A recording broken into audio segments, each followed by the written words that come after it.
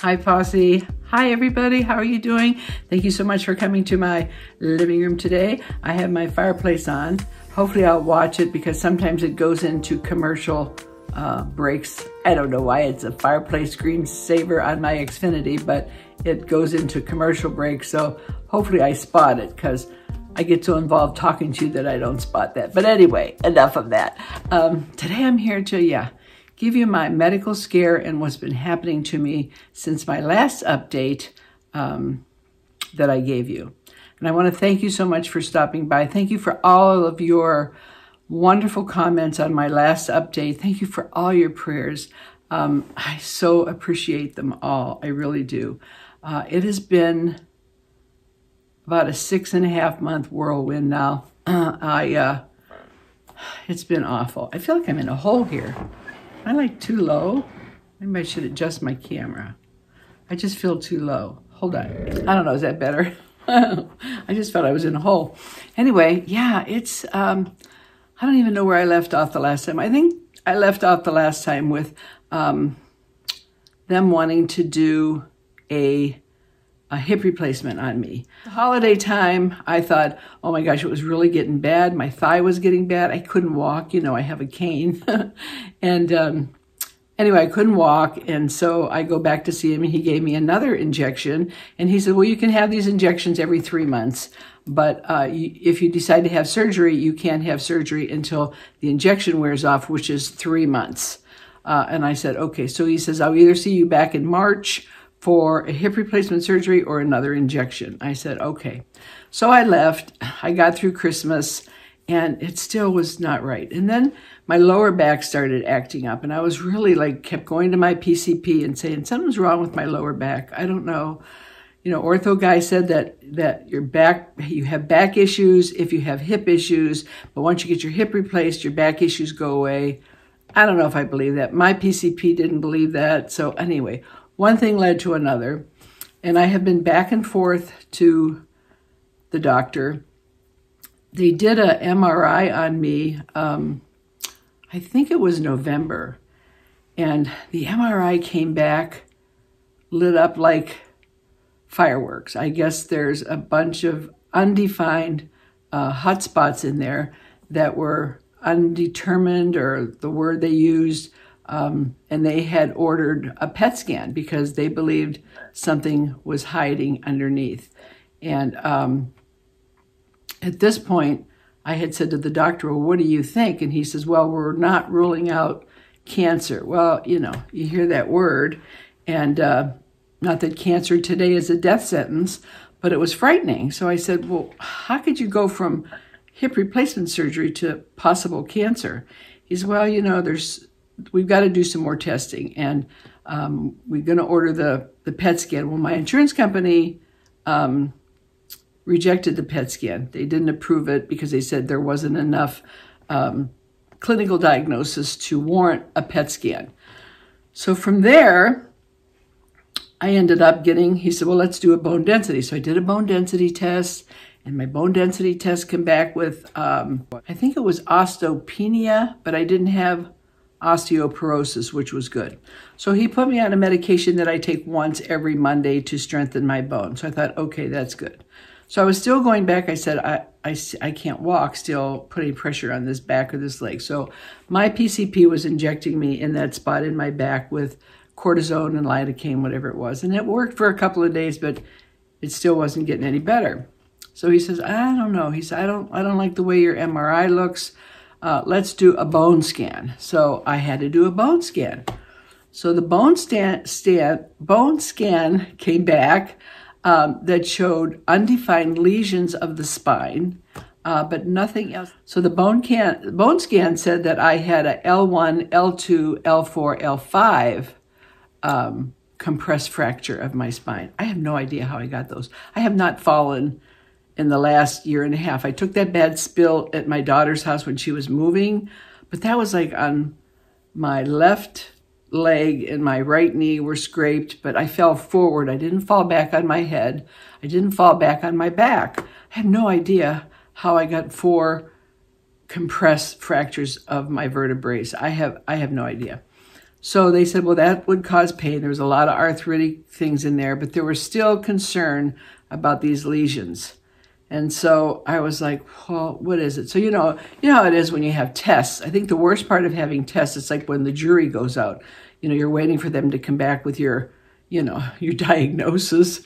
And I was just, a wreck. I mean, I wasn't a wreck to hear a diagnosis, but I wanted to hear something. So everything just kept coming back, suspicious, but undefined. Nothing that said, it said could be metastatic, but I don't know. I really don't know. And so I got a new issue on the upper part of my back by the kidneys up there burning like fire.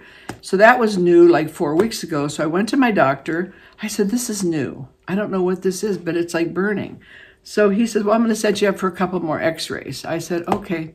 So last week I went, I walked into the radiologist and she said, okay, we're going to do 15 x-rays. And I said, 15 x-rays? I said, what you talking about? And she said, I'm just here for an x-ray of my back, of my upper spine. She says, no, you're here for 15 x-rays. I said, no, I'm not going to do 15 x-rays. I wasn't mentally prepared for 15 x-rays. I mean, if my doctor would have said to me, hey, we're going to do this series of x-rays and there's going to be 15, I would have said, okay, I would have been prepared. But I walked in there when she said that, I thought she made a mistake. And then she thought there was a mistake. Because she said, well, no, I don't just have one x-ray. So I left. And I call my doctor and the nurse. I have a nurse that's kind of the liaison between the doctor and me, who is amazing. She's like wonderful. So I call her and I'm like, they're saying I'm here and they're going to do 15 x-rays. I mean, nobody told me I was having 15 x-rays, blah, blah, blah. So she's, no, you have to have these series of x-rays. It was because I think that they didn't approve the PET scan. So they were trying to get all these x-rays. So I finally calmed down.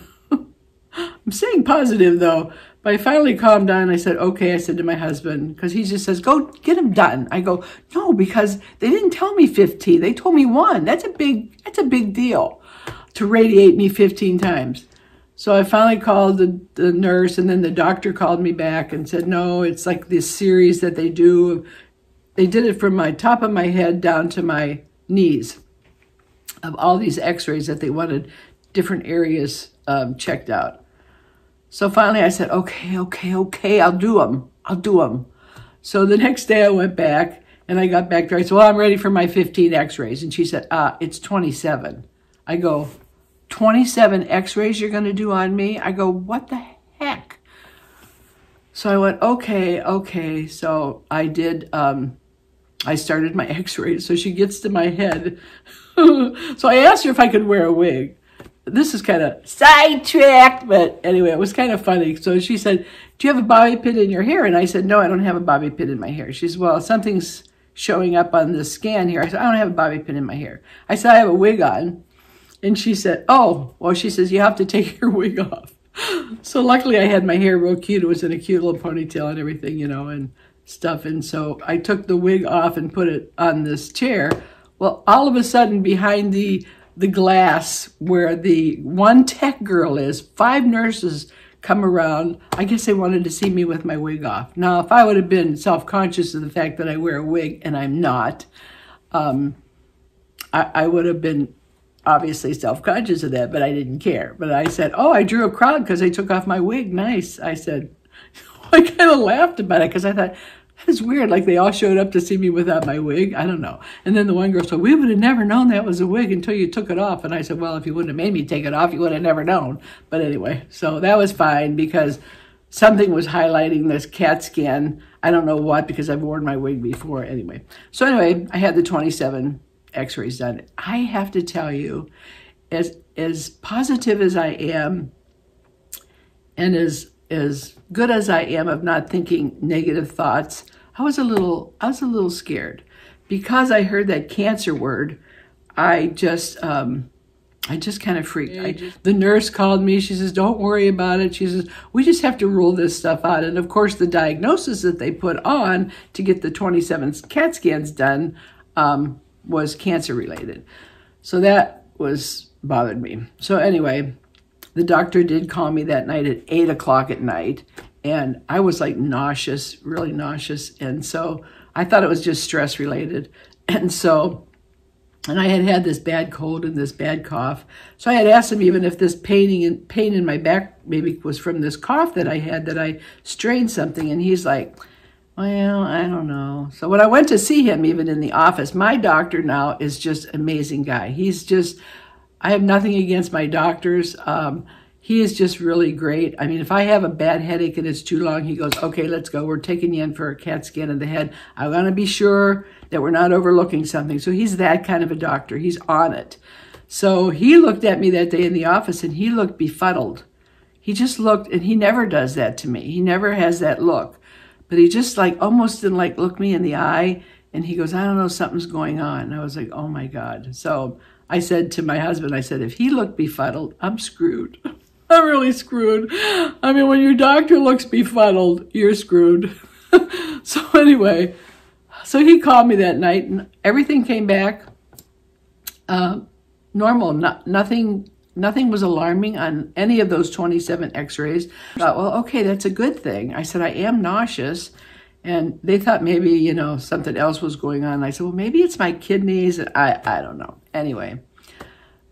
He's still concerned that there's something hiding underneath, you know. I said, okay. So he said, you've got to have a PET scan. It's the only way we're going to rule out that there's any kind of spinal cancer or anything going on. So you have to have this PET scan. We're going to try to see if we can get it through again with your insurance company. I was like, okay, I guess if that's what you want.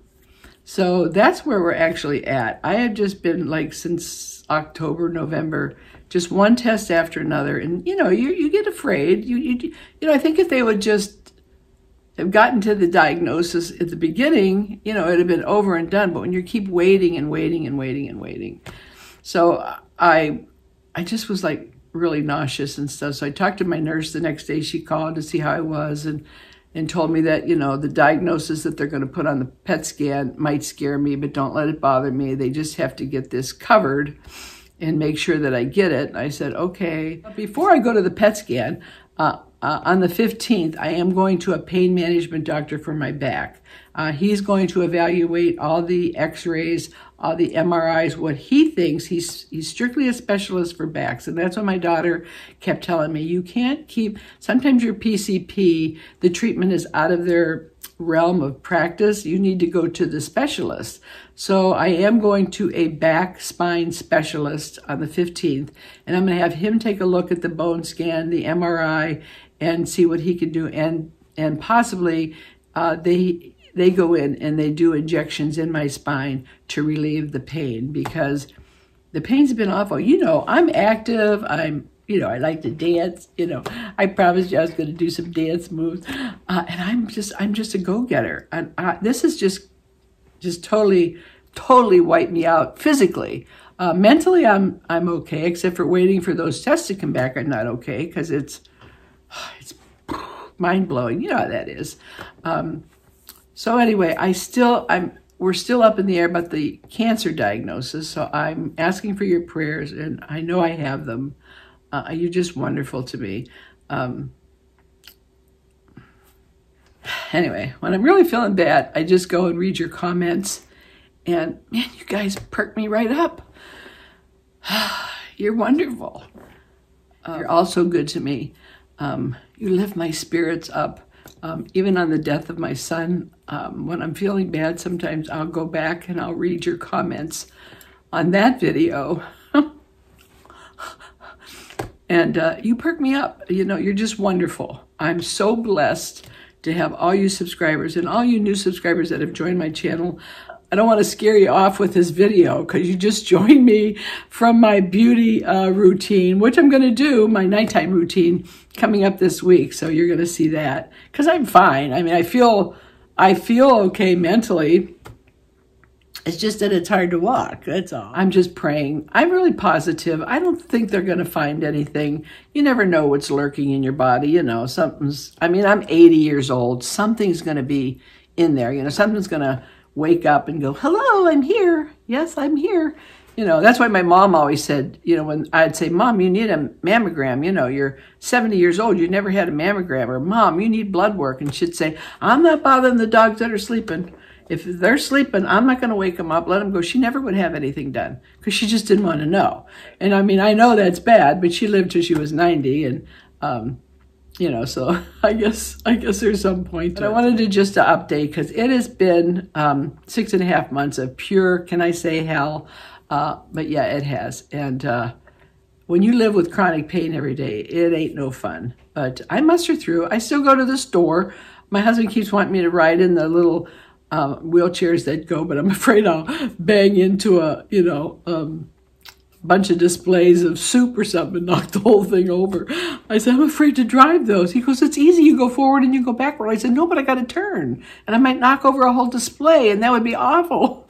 So I haven't gotten to the wheelchair part yet, but I do have my, I don't know where my cane is, but Barbie doll on here, she had a cane. She named it Candy, so I named my cane Candy because Denny bought me a beautiful one. It's pink and, well, let me show you. Hold on. So yeah, he bought me this, look, and it's got, he bought me the feet for it. So when I go to the grocery store with him, or I go to the store, I can just lay it down because now I can keep it right by my side.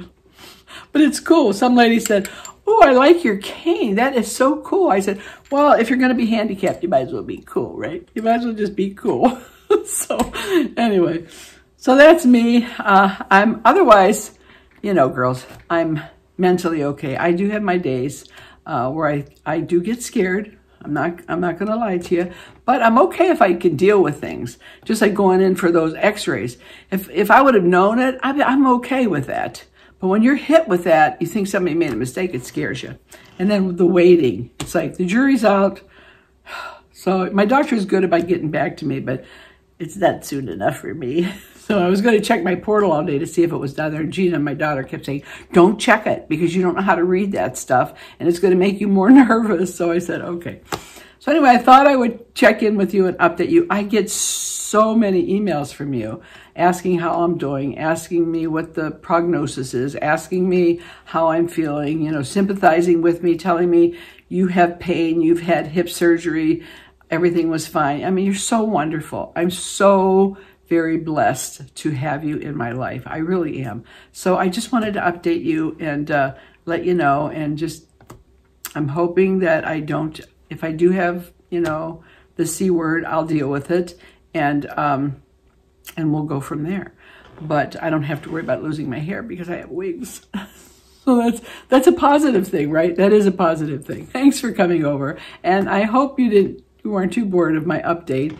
And I promised you I'll keep you updated. And when I hear something else, I'll probably update you maybe after I have my PET scan. I'm not sure when that's going to be. I'm going to go to the pain management doctor. I think I told you that on March 15th. I'm not going to have my PET scan for a couple of weeks after that. I've just had enough. I can't deal with any more x-rays and any more of that stuff. I want to just chill out, relax my body, and, you know, heal, and, you know, and all that good stuff. You know, I'm advocating for myself. I'm putting my foot down. I'm not having my PET scan right away. So, but I'll update you after the PET scan, whenever that is. But you'll still see me here. And if I am missing, you'll know that I'm too much in pain to hobble to the chair. But I'll be back. You know, and if I'm not, just watch my videos for me. I appreciate you. And thank you, some of you, for binge watching me, my new subscribers. I absolutely am so thrilled.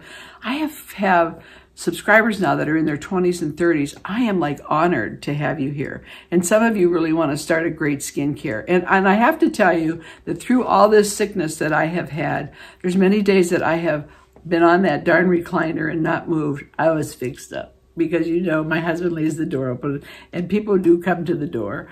And so I have to be primped.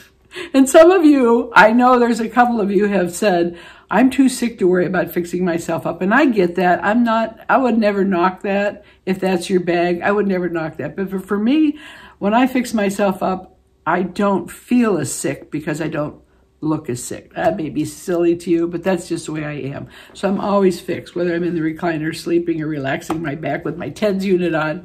I'm always fixed up because that's me. I'm high maintenance. Yes, I am. Anyway, thanks for listening. Keep the prayers coming. I really appreciate the prayers. And I'll check back with you soon. And I'll see you this coming week, this weekend, with my nighttime, I'm going to say it, anti-aging, ooh, the bad word of the year, routine, and show you what I do at night. Yeah, simple steps. I love you, girls. Thank you. Thank you to all my new subscribers. Come back and see me again. Don't get scared away over this video. I know you won't. You love me, and your comments are wonderful. So I love you. And remember, girls, please be the I in kind. And I know you are, because I know you are by my comments. I love you. Be kind to everybody else, too. This world can use some kindness. I love you. I'll see you soon. Bye-bye.